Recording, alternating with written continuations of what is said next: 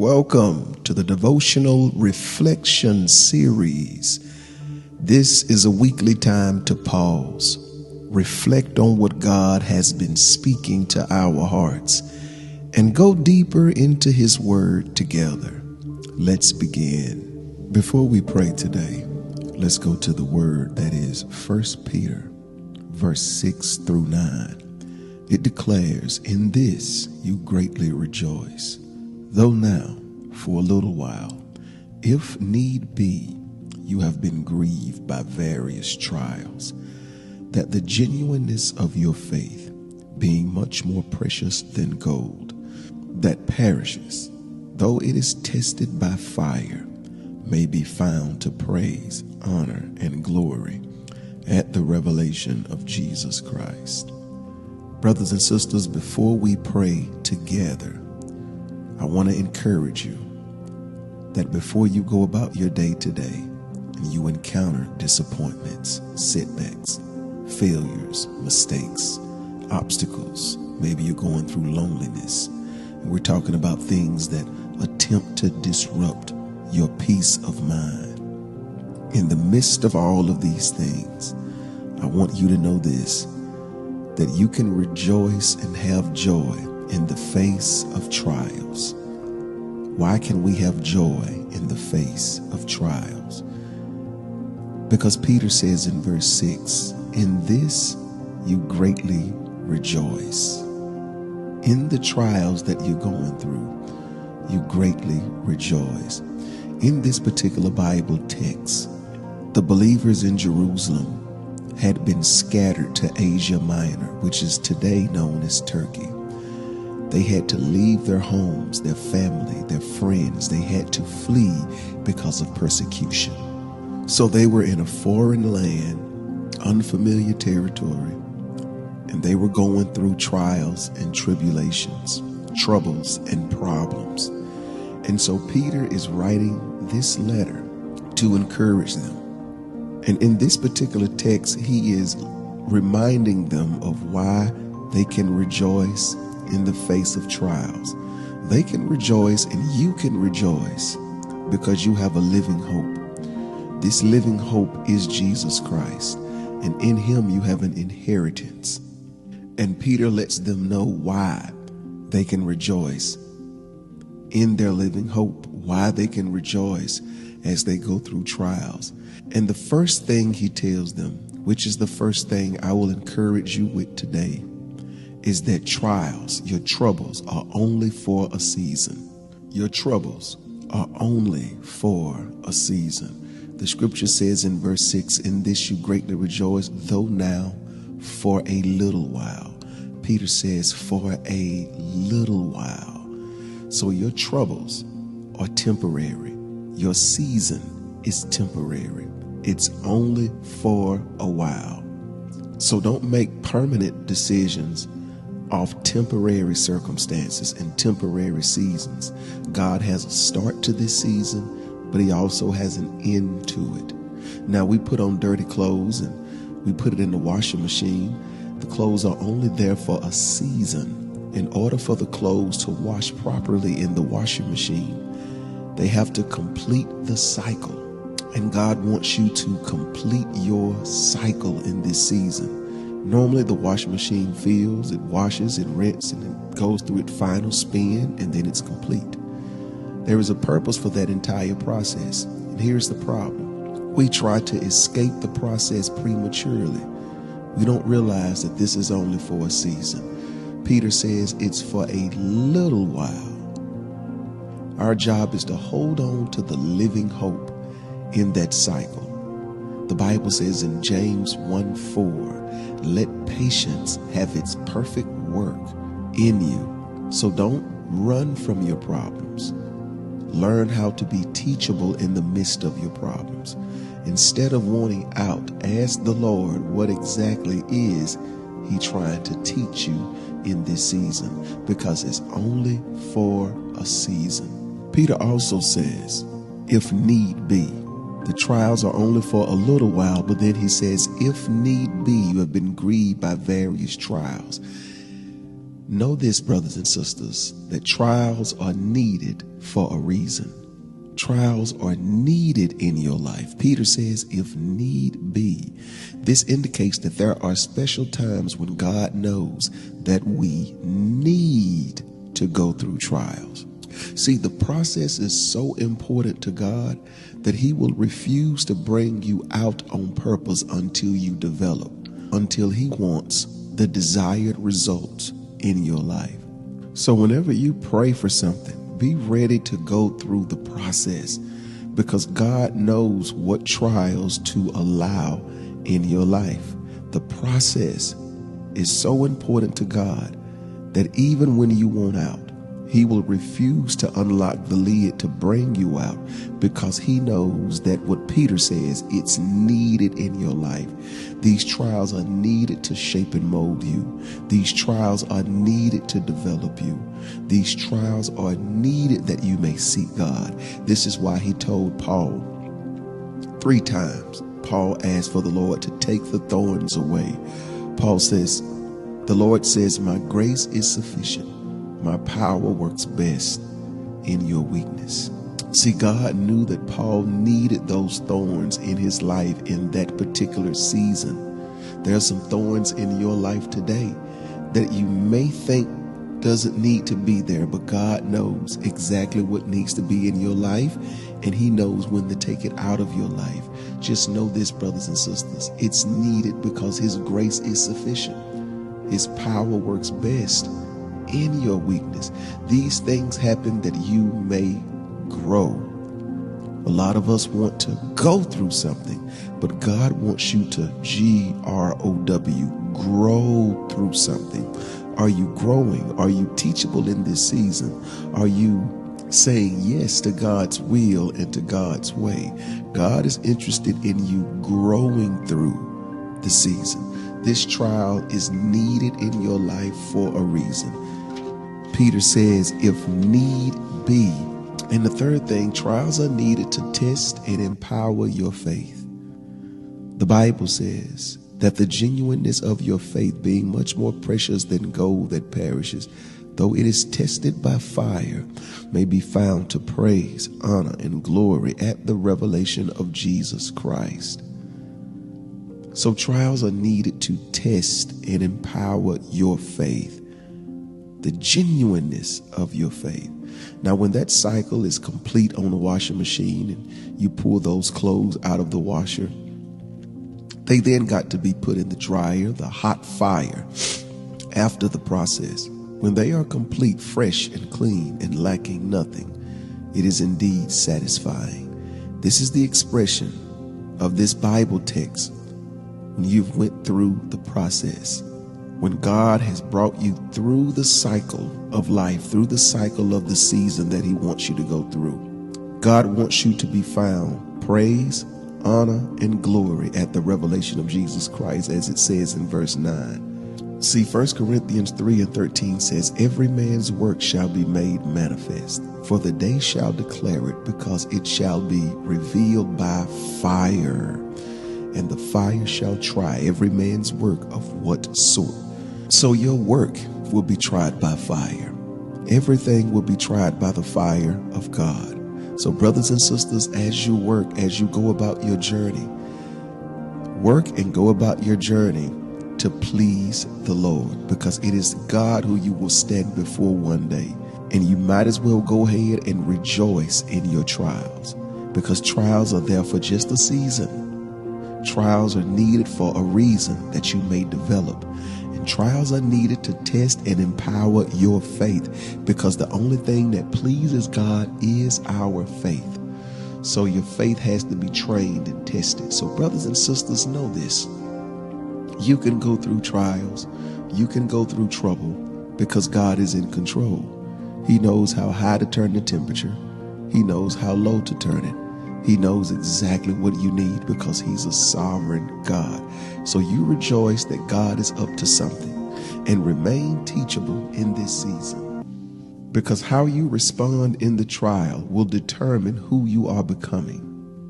How you respond in the trial will determine who you are becoming. If you complain, if you worry, then you won't become what God wants you to become.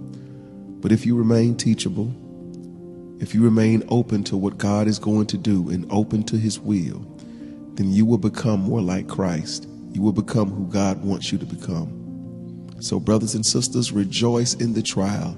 Be still and know that he is God. Trust in the Lord with all of your heart. Lean not on your own understanding, but in all of your ways acknowledge him, and he will direct your path. Let us pray. Father, in the matchless and powerful name of Jesus, we thank you, Lord, for setting the course for our day one more time. We just pray for your hand of protection to be upon us as we go through these trials. We pray, Father, that you would renew our minds today, not to worry about tomorrow, for your grace is sufficient enough for today. So help us, Father, to have joy in today, to be thankful and grateful for everything that you've provided for us today. And Father, we just pray that as we go about, that we would go without leaning on our own understanding, but we will go in your strength, Father, knowing that we can do nothing without you, Lord. So we pray that you would lead and guide us in the right direction. Help us to make the right decisions and give us wisdom in everything that we encounter. We pray, Father, ultimately to be pleasing in your sight, that we may make you smile. So, Father, have your way as we follow your will. Help us to be all who you've called us to be through the power of the Holy Spirit. And may we be pleasing in your sight. In Jesus' name, amen. The Bible says in Haggai 2:4, "Yet now be strong, Zerubbabel, says the Lord. Be strong, Joshua, son of Jehozadak, the high priest. Be strong, all you people of the land, says the Lord, and work. For I am with you, says the Lord of hosts, according to the word that I covenanted with you when you came out of Egypt. So my spirit remains among you. Do not fear." Brothers and sisters, I want to encourage you today to be greater than your excuse to quit. Again, be greater than your excuse to quit. God had called the Jewish people to rebuild his temple. After they started well, they had great intentions, they were doing fine, they became discouraged because they started comparing what the temple looked like in that moment to Solomon's temple. Solomon's temple was full of beauty. It was full of glory, overlaid with gold. And when they saw their project of rebuilding this temple compared to what it was, they started complaining. They wanted to give up. They wanted to throw in the towel. They wanted to call it quits. But in verse 4, the Lord speaks through Haggai and tells the people to be strong, Zerubbabel. Be strong, Joshua, son of Jehozadak. Be strong, all you people of the land. 3 times God is telling them to be strong.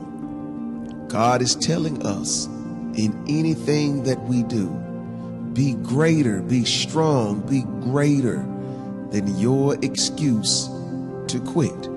That simply means be greater than your excuse to complain. Be greater than your excuse to cut corners. Be greater than your excuse to give up and cheat the Lord.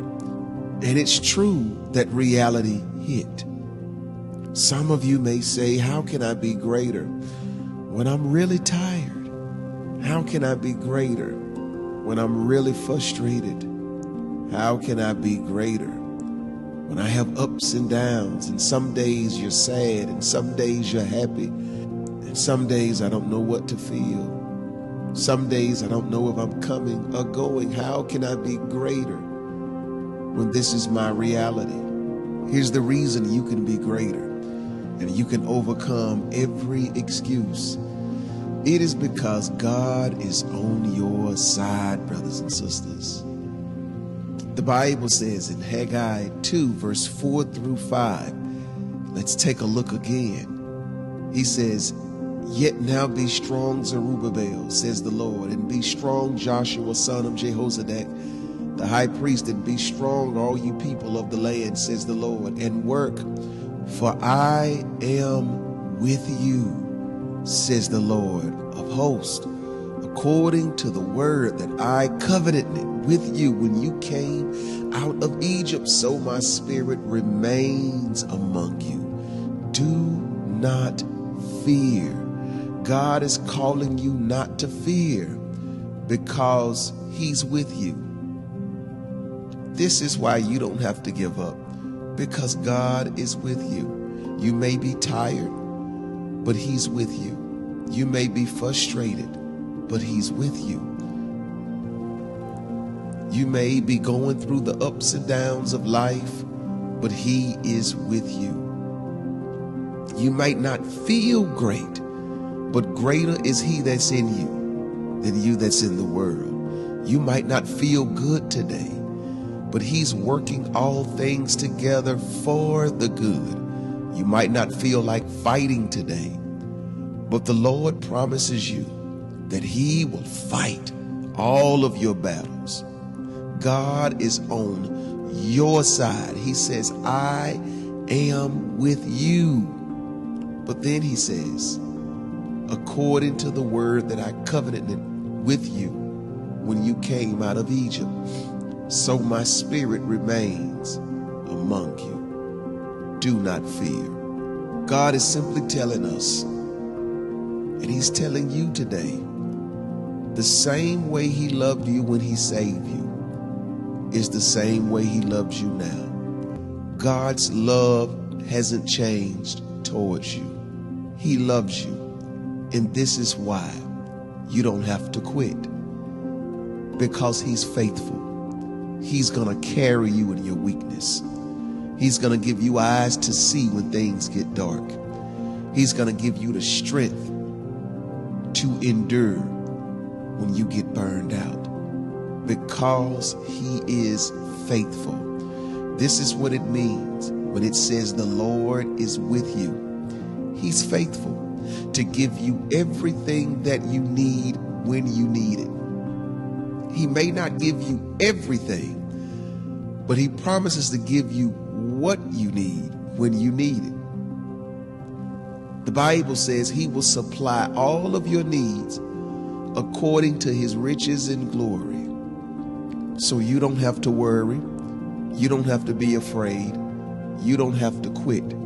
Just keep your head high and keep walking, because God is on your side and he's faithful. His love has not changed towards you today.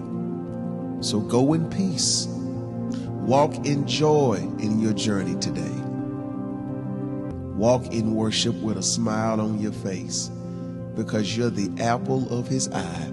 He will fight your battles, and this too shall pass. Be greater than your excuse to quit today, because he's living on the inside of you. We're going to pray together, but before we pray, let's take a pause and hear God's word. I want you to know today, brothers and sisters, that God is searching for something. There is something that we possess that will get God's attention every time. The Bible says that the Lord searches to and fro, looking for whose heart will do right by him. God is searching for certain things in your heart. And it leads us to the word that is Isaiah 66, verse 2. Here's what the Bible says about what God is looking for in you. The word says, "For all those things my hand has made, and all those things exist, says the Lord." Now pay attention to this, brothers and sisters. The Lord says, "But on this one will I look. On this person, this specific person, I will look. This is what gets his attention. On him who is poor and of a contrite spirit, and who trembles at my word. These are the things that God is looking for in your heart. Now, what exactly are these things? The word says, on him who is poor and of a contrite spirit, and who trembles at my word. Here's what God is looking for when he says, on this one I will look, on him who is poor. This, brothers and sisters, is the spirit of humility. God looks for humility. When the word says on him who is poor, this word poor in the Hebrew, it does not denote one who has no property or material things. This is not what it means when you see the word poor. But this word denotes one who is rather humbled. See, the definition of humility is a recognition of dependence on God. It is recognizing that for everything I have and everything I am going to be, I am depending on God to do it through me. See, God looks for this. He says, on this one, I will look. See, humility recognizes that I didn't get the job on my own. God provided it. Humility recognizes I didn't raise the kids on my own. God gave me the strength. Humility recognizes I didn't get this far in my life on my own. God's grace has been sufficient for me. See, when this is off in your life, when God doesn't see humility in your life, your whole spirit then is infected by pride. And this is why the Bible says that pride comes before fall. Because pride refuses to recognize who God has been in their life. Brothers and sisters, here is the spirit of humility exalted and manifested. It is manifested. It is a shining object before God when you display a spirit of gratitude. A spirit of gratitude says, thank you, Jesus, for the house. Thank you, Jesus, for the job. Thank you, Jesus, for my health. Thank you, Jesus, for another day's journey. I may not have everything that I want, but I have everything that I need, all because of the Lord's grace in my life. And for that reason, I tell the Lord, thank you. See, a spirit of humility is expressed in the spirit of gratitude. A person that recognizes that they are dependent on God, and a person that recognizes that everything they have is because of God. And by that, we tell him thank you. The prophet Isaiah said, as the Lord spoke through him, but on this one I will look, on him who is poor. Let us pray to be humbled. Father, we thank you in the name of Jesus. We thank you for your grace, your mercy, your love, your kindness. We thank you, Father, for carrying us and keeping us every single day. Your word declares that if my people who are called by my name would humble themselves, seek my face and turn from their wicked ways, then I will hear from heaven, and then I will heal their land. Oh, Father, we pray that you would keep the spirit of pride from forming against us. Father, help us today to recognize not only what you've done in our lives, but Father, who you are. You are the source of our strength, and you are the strength of our life. You are our joy, and you are everything that we need. Help us, Father, to always worship you in this perspective, to be grateful for everything that you've done, everything that you're doing.